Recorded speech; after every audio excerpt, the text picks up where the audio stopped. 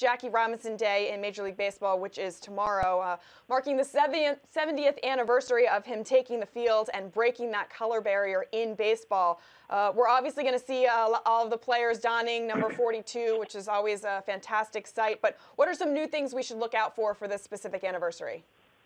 Well, Alexa, one of the cool things about tomorrow will be at Dodger Stadium when the Dodgers are releasing an 8-foot bronze Jackie Robinson, 800-pound sculpture. The first sculpture that has ever been installed at Dodger Stadium, the first statue. It'll be in the left field plaza, the most highly trafficked area of Dodger Stadium.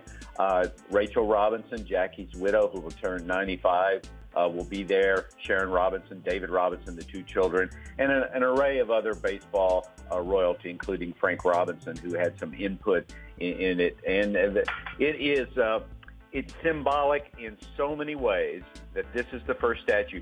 And what it shows is Jackie going into a slide.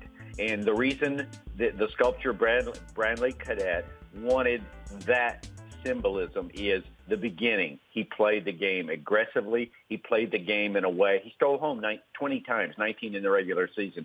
He played the game in a way it had not been played before. As I think it was Andrew McCutcheon said in an MLB Network special that's airing Sunday night, you can do that? Yeah, you can do that. And he thought that was the moment he wanted. He consulted with the Robinson family. So that's going to be the one of it. But in every ballpark tomorrow, we're going to take a moment. We're going to have every player, every coach wearing the number 42. But we're going to take a moment to remember what Jackie Robinson meant, not to baseball, yes, but to this country. You know, when he was inducted in the Hall of Fame in 1962, he asked that his plaque only reflect his playing field, his contributions on the field. He was a young man at the time. He was 43, died at 53. He was young. Maybe he didn't understand his impact on the larger world. But in 2008, the Hall of Fame rewrote his plaque with the permission of the family to account for what he did for the world.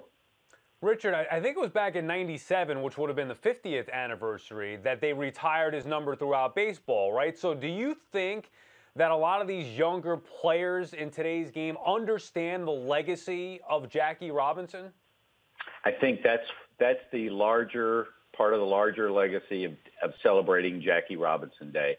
And there's been documentaries. There's been the great movie 42. If people haven't seen it, I encourage you to see it. I've heard so many players talk about it. In fact, Andrew McCutcheon, when there are moments in the game when he does something good, he will swipe the bill of his hat, his batting helmet or his cap. That's something he saw Jackie do to Rachel, directed toward Rachel in the movie, and he said, "That's my way of remembrance."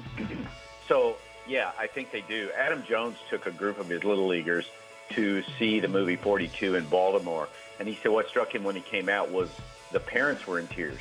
The parents didn't exactly know. So I think we did an amazingly great job of educating people about his legacy. You know, baseball, Bud Selig said it was the proudest moment in baseball history, in that at the time Jackie played his first game, a black man out there with white players.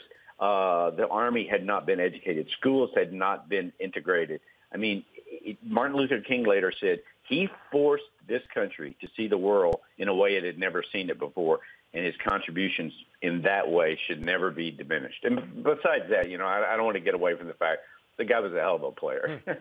You know, I mean, he was an aggressive player who played the game with a certain mixture of anger and joy, and was amazing to watch.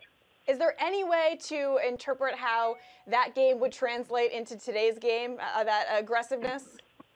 Well, I think of Mike Scioscia. I mean, that would be the perfect marriage right there. Mike Scioscia likes aggressive base runners. You know, you will hear managers say, I think the best base runners are the ones that get thrown out on the bases sometimes. But what you're doing, you're sending a message to the other team.